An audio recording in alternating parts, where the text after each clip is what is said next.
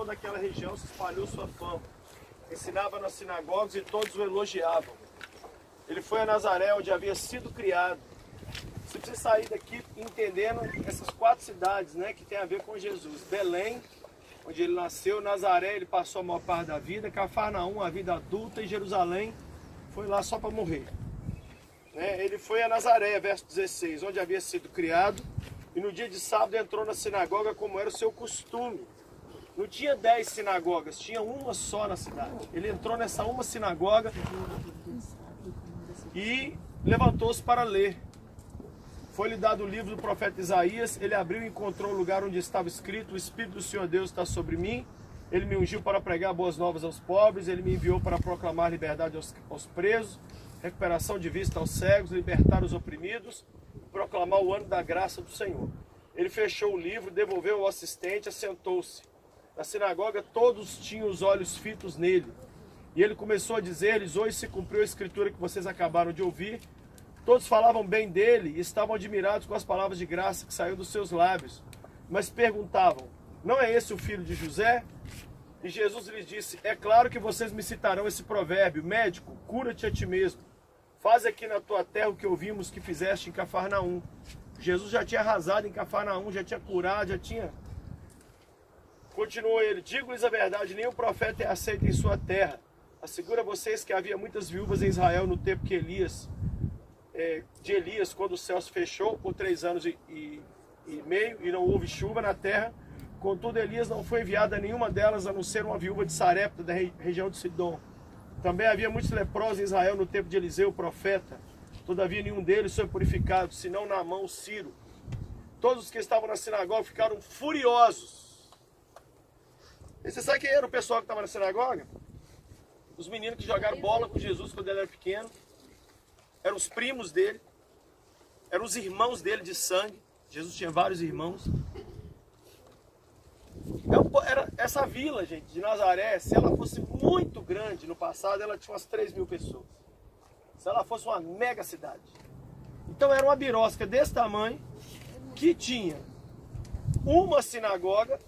Ele pregou na sinagoga, onde ele era conhecido por todo mundo, tinha comido no mínimo 100 vezes com Jesus. E quando ele pregou, todo mundo ficou furioso. Sabe o que isso aqui está dizendo? Se prepare. Não é para ser rejeitado por gente de outra religião. Não, é o povo da sua igreja e principalmente o pessoal da sua casa. Se você se diz cristão, você não pode querer algo diferente do que o seu mestre viveu. Eu percebo que a maioria de nós consegue vencer a cocaína, consegue vencer a prostituição, consegue vencer o suicídio, a droga e tal. Mas a gente não consegue superar a decepção com a igreja.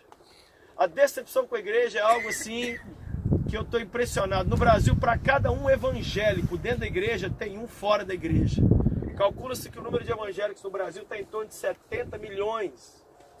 Desses, 30, 35 milhões não estão mais em igreja.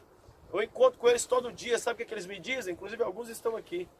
Ai, pastor Luci, você é meu pastor, você e o Cláudio Duarte. Ah, que legal, eu te batizei que dia? Não. Eu te dei ceia, foi qual culto? Não.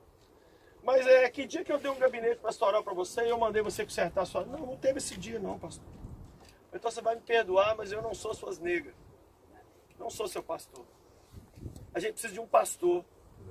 A gente precisa de ceia. A gente precisa de igreja. Mas se prepare, porque Deus te manda ficar lá exatamente porque lá você não vai ser só consolado. Você vai ser irritado. As coisas que mais te irritam na sua igreja são aquelas onde você mais precisa mudar. Igreja não é para a gente abandonar. É para a gente permanecer. O texto diz que ele entrou para ler o livro como era o seu costume. Jesus era igrejeiro. Era um cara de igreja. Qual foi o resultado desse sermão irritante de Jesus? Trouxeram ele para cá para jogar ele aqui dizendo: quem trouxe, gente? Os parentes, os amigos. Você está preparado para ser precipitado? Você está preparado para ser jogado fora? Você está preparado para ser esculachado na internet? Você está preparado para acabar de pregar e as pessoas... Gente, eu tenho tanta experiência para contar disso aí. Não é longe, não. Não é longe, não. É assim, eu estou falando isso aqui, não estou falando mal da minha esposa. Mas várias vezes eu acabei de pregar, minha esposa olhou para mim e falou assim: foi ridículo o seu sermão. Ridículo. E um monte de gente do lado falando assim: foi maravilhoso. Eu estou dizendo que a parte está errada? Não. Estou dizendo que a maioria de nós não está preparado para isso.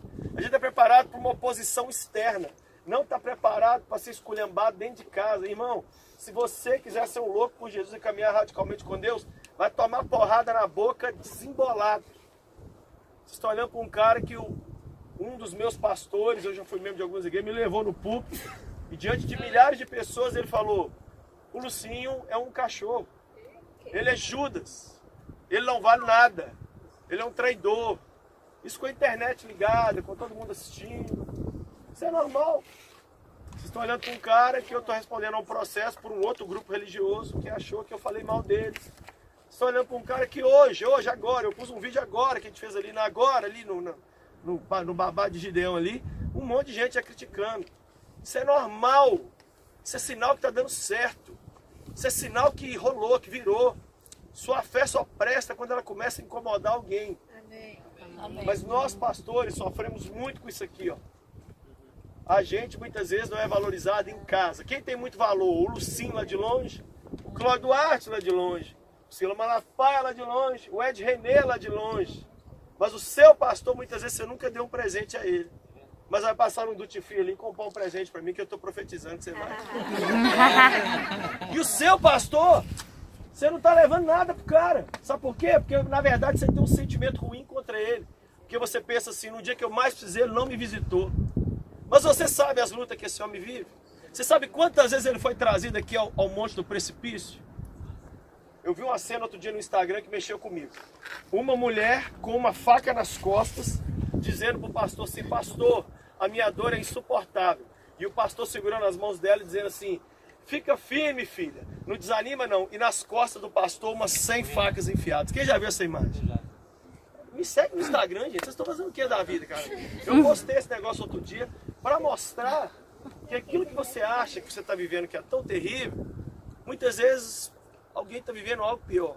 Então eu não estou aqui para amaldiçoar ninguém, não estou aqui para dizer coisas ruins vão acontecer com você, só estou aqui para te dizer que 2 Timóteo 3,16, 2,16 vai se cumprir. Todos aqueles que querem viver radicalmente por Cristo padecerão perseguições. Se não padecer, é que é o perigo.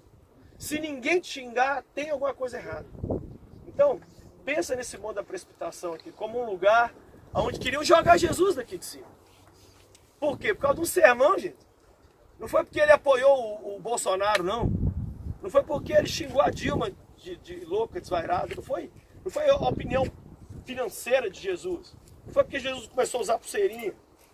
Foi porque ele pregou um sermão. Olha como que Jesus... Só para encerrar, olha o que Jesus falou no sermão dele, gente. Imagina, vocês são brasileiros. Jesus está na única igreja da sua cidade no Brasil, ele fala assim: quando o Brasil passou apertado, sabe quem Deus mandou o profeta cuidar? De um argentino. Jesus está querendo dizer o que, caramba? Que Deus o quê? Que Deus não vai com a cara do brasileiro? Foi isso que os caras sentiram. Jesus falou: na época da seca, nenhuma viúva israelense foi cuidada. Sabe quem foi? Foi uma outra viúva de Sarepta. E você sabe, na época, na lepra, tinha um monte de leproso em Israel. Nenhum leproso israelense foi curado. Foi um sírio que foi curado. Sabe o que Jesus está querendo dizer com isso? Vocês se acham demais. Vocês acham que porque vocês são da igreja desde que nasceram. Vocês acham que porque pegaram na minha mão a vida inteira. Vocês acham que porque fica bajulando Deus, fazendo oferta ali no templo, que vocês estão podendo com Deus. Vocês não podem nada. Não, gente, não teve encerramento no sermão de Jesus. Eles cartaram ele no púlpito e trouxeram aqui para jogar ele aqui de cima. Se Jesus não é Jesus e sai levitando aqui no meio desse povo aqui, é por quê? Eu quero fazer uma oração agora. Adivinha por quem? Seu pastor.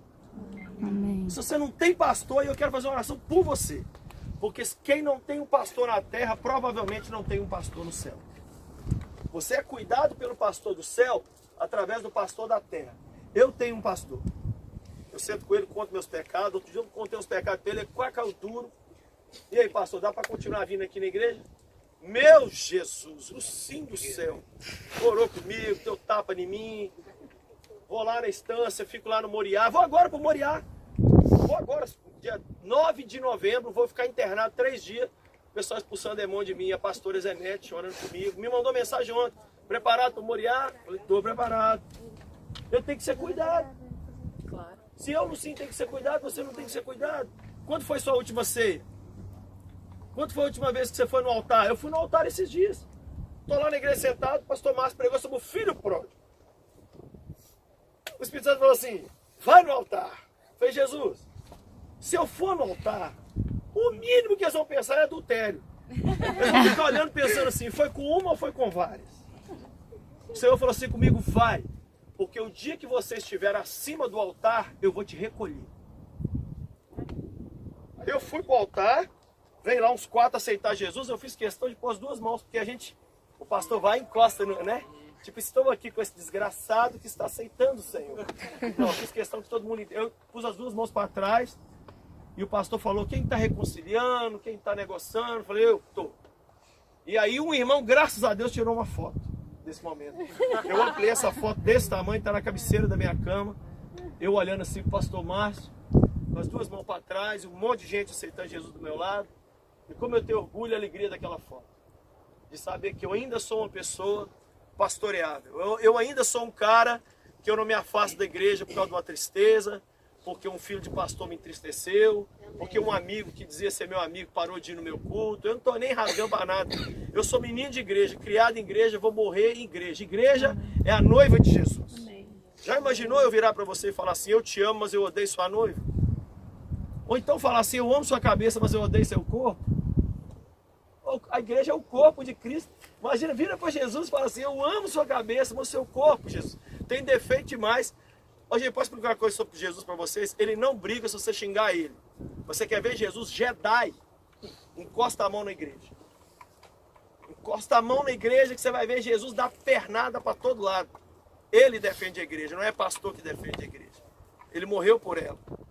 Então não fale mal de igreja, não critique Edir Macedo, não critique o menino lá que vendeu a camisa de sangue, não critica quem pecar. Se alguém pecar na sua igreja, fala, Deus, tem misericórdia dessa vida, ama o seu pastor, a esposa dele é nojenta, mas ora por ela, os filhos estão tudo enchendo o saco, amém. Estão enchendo, é função de filho de pastor, gente. Filho de pastor existe para te decepcionar. Igreja é um negócio para você entrar, falar assim, não gostei, isso aqui está me incomodando. Se não te incomodar, aí não te mudou. Toda hora que eu vou na minha igreja, eu falo assim, nossa, mas isso aqui está muito ruim.